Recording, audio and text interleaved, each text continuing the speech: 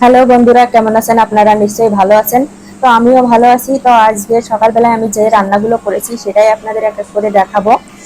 এই যে বাড়িতে আনা ছিল কয়েকটি শাপলা, এটা বিল থেকেই তোলা। আর এই যে কচু শাক, কচুর পাতা, আর নিয়েছি কাঁকরোল। আর এদিকে আর রান্না করব এই যে মাছের একটি অংশ বড় করে রেখে দিয়েছিলাম, এটা এখন ভালো করে ধুয়ে নিচ্ছি, এটা দিয়ে ঝোল রান্না করব।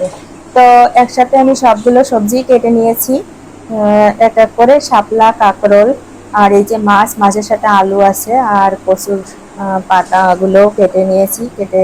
আর এদিকে পেঁয়াজ, রসুন। এবার কড়াইতে দিয়ে দিচ্ছি তেল। তো তেলের ভিতরে তেলটা যখন গরম হয়ে যাবে তখন কাঁকরোলগুলো নুন হলুদ মাখিয়ে কড়াইতে দিয়ে দেবো এবং ঢেকে রাখবো। এই যে জিনিসটা দেখছেন আমরা বলি সরা, মাটি তৈরি, এটা কিন্তু রান্নার সময় ঢাকনার কাজে আমরা ব্যবহার করি। তো কাঁকরোলগুলো একটু জল দিয়ে ঢেকে দেবো যাতে সুন্দর করে সিদ্ধ হয়ে যায়। এগুলো সিদ্ধ হতে হতে আমি একটু লেবু জল খেয়ে নেবো, কারণ এটা প্রতিদিন খাওয়ার চেষ্টা করি। আর এদিকে ছিল চিংড়ি, এটাকে আমরা বলি ভুজো চিংড়ি, তো এগুলো বেছে নিচ্ছি। এখন কাঁকরোলটা ভাজি হয়ে গেছে, এগুলো নামিয়ে নেব। কড়াইতে দিয়ে দেব আর একটু তেল।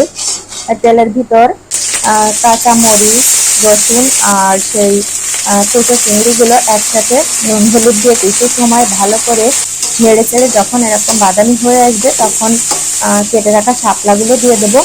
আর দিয়ে দেবো পরিমাণ মতো হলুদ আর লবণ।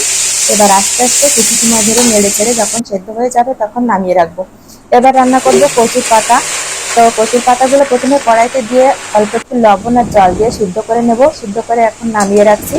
এরপর কড়াইতে দিয়ে দেবো একটুখানি তেল। তেলটা গরম হয়ে গেলে তেলের ভিতর সেই রসুন, চিংড়ি আর কাঁচামরিচ আর একটু লবণ হলুদ দিয়ে ভালো করে লাল লাল করে ভেজে নেবো। এবার সিদ্ধ করা কচুর পাতাগুলো এর ভিতর দিয়ে দেবো। কচুর পাতাগুলো তো বেশ জল জল থাকে, তো একটু আস্তে আস্তে জাল করে একটু সময় নিয়ে এই জলটাকে একদম শুকিয়ে নেব। এবার হয়ে গেছে, এখন নামিয়ে নেব। এবার রান্না করব মাছের ঝোল।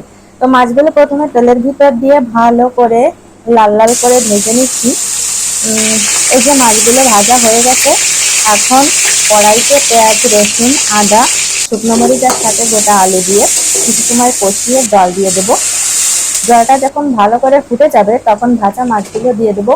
আর কিছু সময় জাল করে একটু মশলা দিয়ে নামিয়ে নেব। এই যে হয়ে গেছে আমার সবগুলো রান্না, এখন খাওয়ার জন্য রেডি করছি। এই যে দেখেন না, কাঁকরোল ভাজি, শাপলা, আর এদিকে দিয়ে দিয়েছি কচু শাক, আর সাথে দিয়েছি কাঁচা মরিচ আর পেঁয়াজ, আর মাছের ঝোল, আর এক পিস আম কেটে।